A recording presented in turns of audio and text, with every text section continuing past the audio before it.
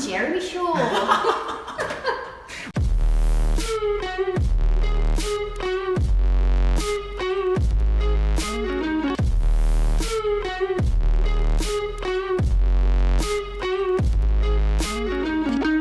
My name is Brooke Lidbury and I am a vocal coach at the National Music Academy. And my name is Jeremy Minette and I am a guitar teacher at the National Music Academy. And we've been asked to answer your questions.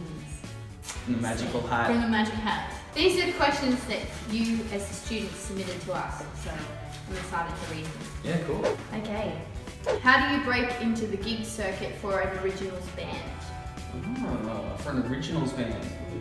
Well, I haven't had too much experience in the originals circuit. I've done a lot more covers. Yeah. I guess I started at places, just little places around Newcastle, with a couple of songs and then grow from there. It's definitely like a momentum thing. I guess, yeah, if you're starting an originals band, you want to get as many gigs as you possibly could. My advice would be hustle as any gig you possibly can. Yes. It doesn't matter where it is. School things are always really good. Yeah, like true. Anything to do with school, like whether even if it's like a mad day or something like that. Or like an assembly. Assembly. Yeah. And that will skyrocket to something else. And yeah, don't expect to get paid, especially doing original stuff. Like early on, anything, just be happy that you're gigging and playing. You gotta love it. 100%. The pay for originals isn't too great. No. In the beginning. In the beginning, yeah, that's right. Make sure the music that you play is music that you like. That's a fair point, actually. Nothing drives me crazier than people trying to write songs that they think, oh yeah, this would get played on Triple J or something. It's like, no, that's not. You just do. Well, if you like that, then it's fine. But yeah, you gotta be authentic to you. Alright, should I get one now? Yeah, go another one. Okay. This is fun. It is. How many instruments do you play, and how many would you like to play? So I would count my voice as an instrument, definitely. I am currently learning piano. I can accompany people, but I wouldn't say it's my first instrument, but I would like to learn guitar. Alright, cool. So maybe I can get lessons. Yeah. So I've actually played piano and it's pretty good, I would say. Oh, there you go. Oh, thanks. So yeah, I guess it depends on what you classify as like good. Play the instrument. Yeah. Like, I mean, I can play like a backbeat on a drum kit, but I wouldn't say I can play the drums. Yeah. So I'd say like really guitar. I've had to play like for gig stuff like mandolin before, banjo stuff, like guitar banjo things on gigs and stuff. Yeah, and like baritone guitars, like different types of guitars and like bass and stuff. But I would say I only kind of play guitar and it's kind of like umbrella. I've always been told that the more instruments you try to play, the better that is for your like main instrument. I would say that about vocals, definitely, because I think having an understanding of music helps. You don't have to be like a wizard at it, but just having a basic understanding, I think is really helpful. And I think piano is easier for that than guitar. Alright.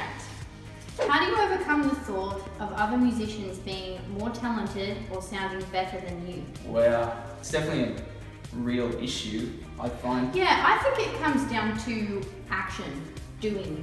So like, the more you do your craft, whether it's, guitar, singing, bass, drums, whatever it is, I think the more that you do it is in regards to practice, performance, I think that you become more confident. Yeah. There's that less risk of having to compare yourself to somebody else because you're already on your own journey, because you're doing. You've got to be confident in your own abilities. I think maybe the biggest thing of that is that people hear, so if you say you're a singer and you like singing like pop and soul and whatever, you listen to like Beyonce sing and you think, oh geez, I'm never going to be able to sing like Beyonce. But then if you flip it on its head, Beyonce can't sing like that. Exactly right, so that's what I mean, but it's hard to kind of come to terms with that and deal with that. Like, I'm not going to be Beyonce and that's okay, I'm going to do my own sort of thing. Yeah, exactly. Yeah. Be on your own path, your own journey. I'm a big advocate of personal development. So looking at other musicians and their journey and that sort of stuff, then it makes it all relative and you're going, well, okay, I'm not a disaster because I haven't done this or I haven't done that. It's hard to like look at someone, think about everything that's led up to them being to there. You just look at where they are. Yeah, exactly.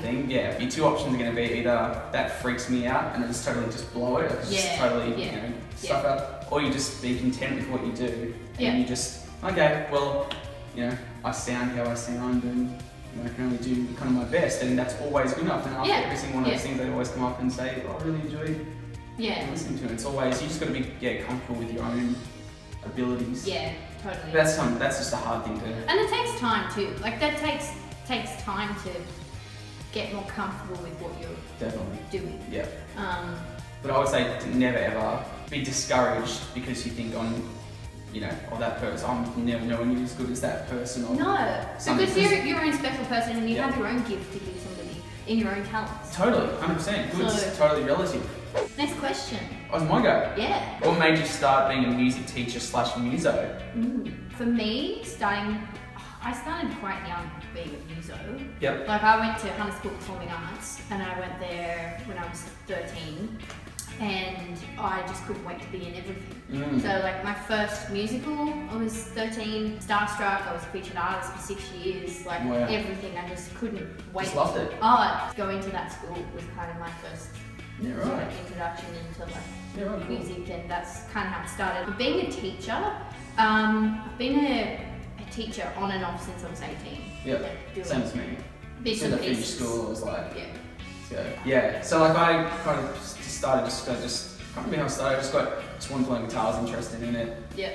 Did it for a bit, then just wasn't interested in it. It wasn't until like some of my like neighbours, they were like myself and my brother were like the same age as their neighbours. Yeah. And they had like a guitar and a drum kit, and I had like a guitar and my brother had like a bass, and so we just got together and just kind of taught ourselves how to do stuff. Like jams. Yeah, like jams. And then from there, that's kind of how I learned to play, was like through practical, like we were gigging when I didn't even know how to play guitar. Yeah, so that's kind of like learned. But yeah, I started teaching as soon as I was, maybe like 18 as well. I think as soon as I finished school in year 12.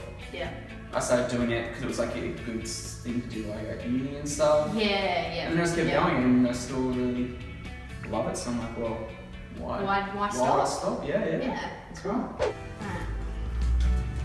How do you know when you've made it? Oh, wow. So you know the phrase "made it," and deal with all the negativity. Well, for me, it's like if I can make a living from doing what I want to do, is playing music. Yeah. Then to me, that's like it. Yeah. Kind of and that's your personal version of made it. Yeah, I guess so. Like anything else other than that would be great, like a total bonus or something like that. Yeah. But if I can, like make a living from playing music, like as in live how I want to live. So if I can afford to eat and do everything, that's cool. And like also I guess travel a fair bit when I'm playing, and that's also good. So I guess that would be my definition. Yeah, I guess it really depends on what specifically that means to you. Definitely. Mine's fairly similar to yours. Yeah. And I guess for people to listen to my music and enjoy it. Yeah. And actually listen to it and be like, yeah, that's a really cool song, sort of thing. Yeah. I've thought about this so much. Yeah.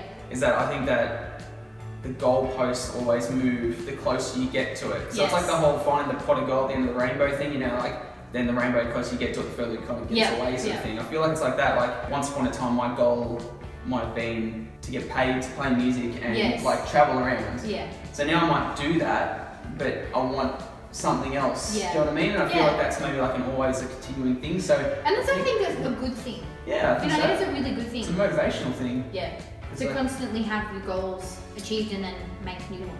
Yeah. What about the negativity things? How to deal with the negativity? Yeah, so like how do you deal with people's negative comments towards being a muso? Like get a real job. Yeah, totally.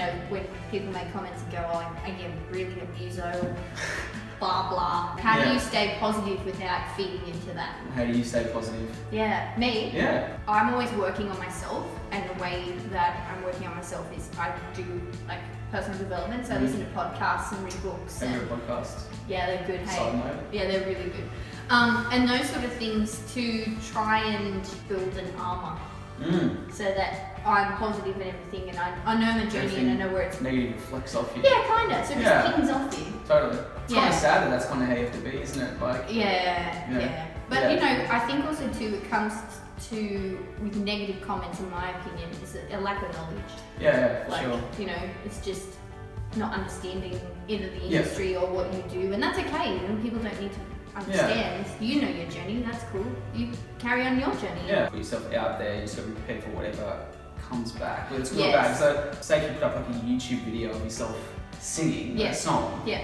And if you know you're consciously going to look at the comments, well, you're probably looking for something good. You probably want to see if someone's written something good. Yeah. You don't have to look at comments. No, you don't have don't. to look You at can people's choose not feedback. to. You can kind of, unless someone comes up to you physically in your face and says, Yeah. I don't like you, you're not good, or something like that. Well, that's kind of a little bit different. That doesn't really happen in my experience anyway. Well, the perfect example, I did a gig, like this was like a while ago, like I was in the covers band and I was singing Akadaka.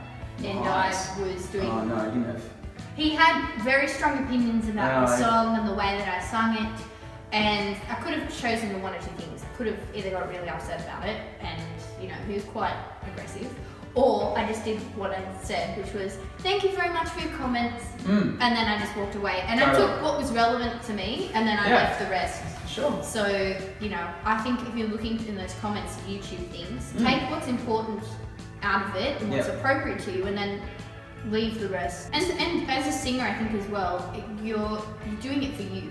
Yeah. Too. Right. Like, you know, it's for other people to enjoy, but it's about you too. Yeah. And the joy that it brings for you. So. Yeah. And then there's also like the constructive at university when you do your performance practice things, and you get kind of, sometimes you get negative comments, but it's always in a constructive way. Yeah. So I think you know, if someone is critiquing you, maybe trying to give you like pointers, don't take it really in a negative Yeah, they're just there to help. way. Yeah, it's just some helping things, but yeah.